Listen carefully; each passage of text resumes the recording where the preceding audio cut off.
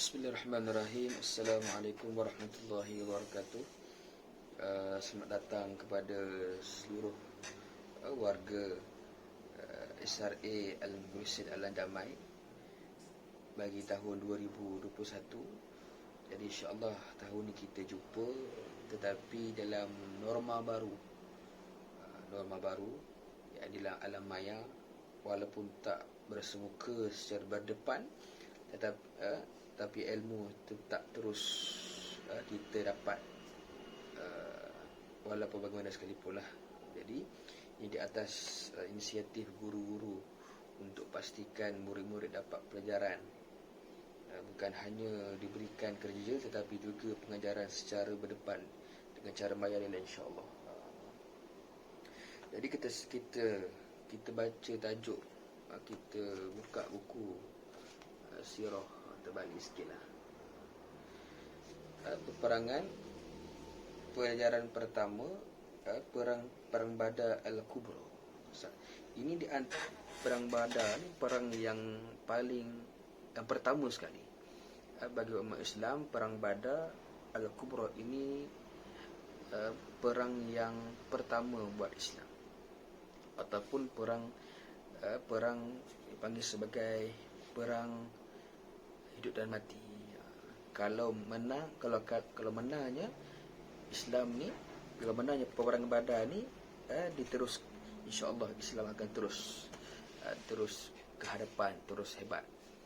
Kalaulah Islam kalah pada awal-awal ini, kalau kalah, kata Nabi, maka Islam akan terkubur, takkan diteruskan lagi.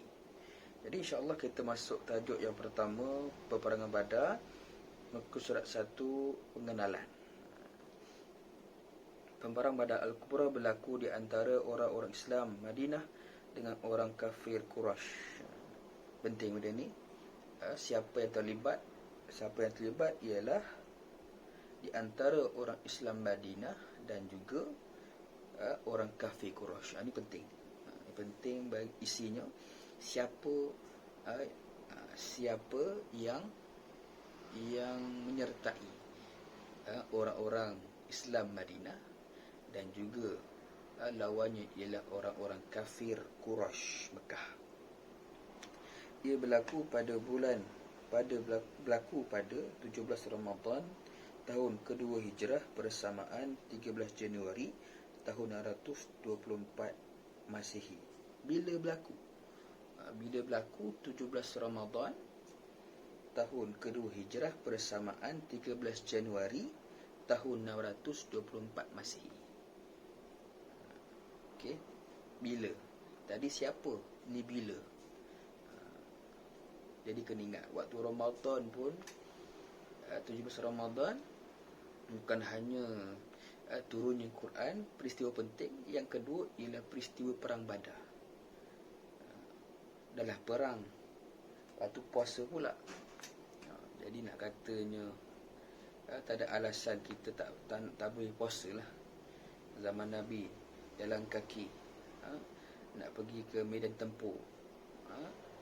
Jadi bagaimana kita lihat perjuangan baginda Rasulullah dalam meneruskan kehidupan dan meneruskan keberlangsungan Islam tersebut. Seterusnya, di suatu lembah di antara Mekah dan juga Madinah. Dekat mana? Di mana tempat berlakunya perang Badar? Di suatu lembah di antara Mekah dan Madinah. Ini tempat. Tadi siapa, bila, di mana. Kemudian peperangan ini merupakan yang pertama diketuai oleh baginda Rasulullah dan orang-orang Islam menentang orang-orang kafir Quraisy. Jadi ini peperangan pertama baginda mengetuai peperangan yang besar ini. Walaupun tenteranya kecil, tapi ini peperangan yang besar bagi baginda Rasulullah. Peperangan tersebut dikenali juga dengan nama peperangan Safwan dan Bainul Haq wal Batil. menentukan di antara kebenaran dan juga kesesatan. Nama-nama gelaran. Gelaran bagi perang Badar ialah peperangan Safwan dan bainal haqq wal batil. Peperangan yang menentukan di antara kebenaran dan juga batil. Baik. Seterusnya, sebab berlakunya peperangan. Kita lihat semua benda yang berlaku dalam hidup kita, dalam apa jua keadaan, pasti ada sebab. Setelah 2 tahun baginda Rasulullah berada di Madinah, Nabi berdakwah, Nabi meneruskan ajaran Islam di Madinah. Islam terus berkembang dan terus berkembang dengan pesatnya. Nabi dakwah dengan menggunakan mulut dan juga bahasa badan. Bukan hanya mulut saja, Nabi tunjukkan akhlak Nabi yang baik. Pengaruh Islam di bawah pimpinan Nabi semakin dihormati dan mendapat sokongan masyarakat Madinah. Orang buat baik, kita buat baik ke orang buat baik dekat kita. Tunjuk akhlak yang baik kepada orang, orang akan baik dengan kita, insya-Allah.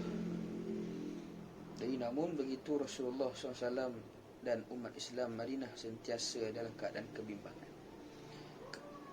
kerana tindakan kafir Quraisy Mekah yang terus bercita-cita untuk menghancurkan pengaruh Islam, terutama setelah baginda berjaya berpindah ke Madinah. Kita dapat lihat bahawasanya orang kafir Quraisy Mekah ini sentiasa bercita-cita untuk melenyapkan, menghancurkan pengaruh Islam, supaya tak tersebar. Bermulanya sewaktu Nabi berjaya berhijrah ke Madinah. Kemudian Rasulullah dan para sahabat sentiasa mengambil langkah berjaga-jaga dengan membuat intipan dan siasatan, terutama di laluan pedagangan pedagang kafir Quraisy yang melalui Madinah. Semasa keadaan semakin terancam, Allah Ta'ala telah menurunkan perintah mengharuskan umat Islam berperang bagi mempertahankan diri daripada penindasan dan pencerobohan kafir Quraisy seperti yang pernah mereka lakukan terhadap umat Islam semasa di Mekah. Jadi kat sini ialah Nabi Muhammad dan para sahabat mengambil langkah untuk membuat siasatan, membuat intipan. Maknanya Nabi mengarahkan beberapa orang untuk buat siasatan, tengok tempat ada tak pedagang-pedagang orang kafir Quraisy ini buat tidak baik, menghantar orang ke nak buat kecoh kat Madinah ke apa semua ni. Jadi nak katanya Islam ni bukan calang-calang lah. Zaman Nabi dah ada intipan, dah ada perisikan, dah ada orang, Nabi hantar orang untuk tengok bagaimana kawasan tersebut. Kalau okey lah. Kemudian Allah kata, menurunkan perintah mengharuskan berperang bagi mempertahankan diri dan juga negara Madinah, supaya tak berlakunya seperti mana di Mekah, orang-orang Islam tertindas, dibunuh, apa semualah, dibunuh. Contoh Sumayyah dibunuh, Yasir dibunuh, Bilal bin Rabah diancam dan sebagainya. Jadi nak katanya Allah Ta'ala berikan lampu hijau kepada Nabi untuk mengharuskan berperang, untuk mempertahankan Islam. Baik, kata Allah Ta'ala, firman Allah Subhanahu wa Ta'ala, a'udzu billahi minasyaitonir rajim, udhina lilladzina yuqatiluna bi annahum zulimu wa innallaha ala nasrihim laqadir. surah Al-Hajj ayat 39. Maksudnya diizinkan berperang bagi orang-orang Islam yang diperangi oleh golongan penceroboh, kerana sesungguhnya mereka telah dianiaya dan Allah Subhanahu wa taala amat berkuasa untuk menolong mereka mencapai kemenangan. Jadi dibolehkan untuk mempertahankan diri dengan cara berperang, dengan cara kita mempertahankan diri.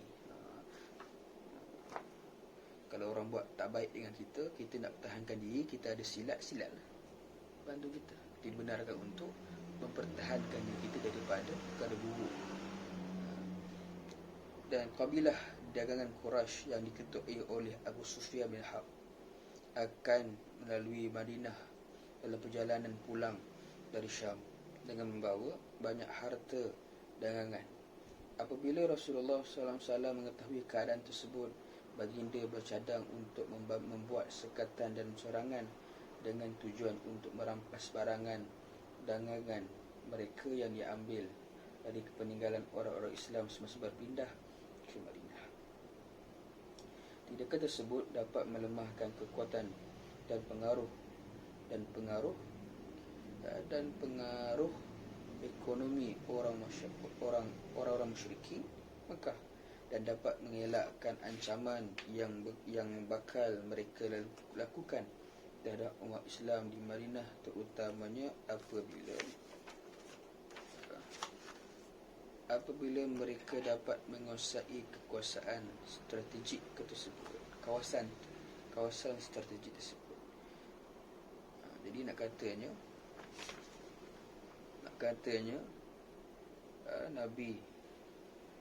Nabi tahu bahawa laluan Mekah ke Syam, memang orang Arab terkenal nak dagangan di antara negara yang famous, yang popular, negara Syam lah. Jadi nak lalu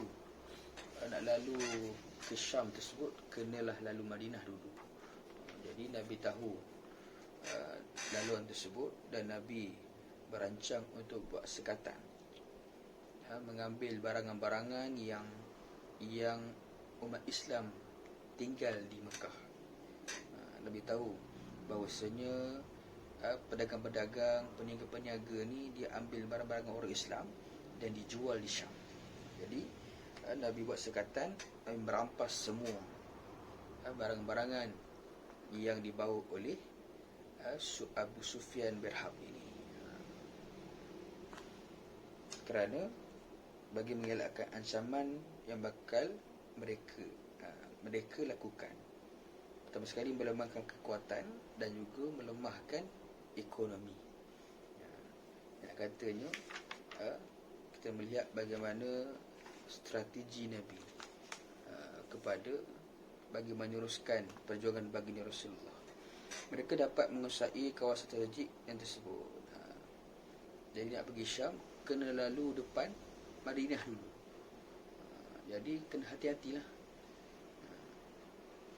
Rancangan orang-orang Islam untuk menyekat dagangan mereka akhirnya telah menjadi sebab berlaku peperangan Badar Al-Kubra.